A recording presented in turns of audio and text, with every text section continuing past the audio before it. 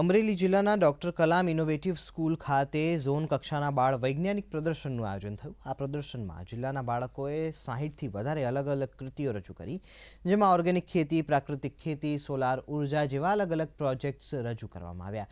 આ સમગ્ર કાર્યક્રમનું ઉદ્ઘાટન જિલ્લા કલેક્ટર અજય દહિયાના અધ્યક્ષ સ્થાને તથા બાળ વૈજ્ઞાનિકોના વરદ હસ્તે કરવામાં આવ્યું। આ પ્રદર્શનમાં વિવિધ 6 જિલ્લામાંથી 120 બાળકો અને 60 શિક્ષકો ઉપસ્થિત રહ્યા।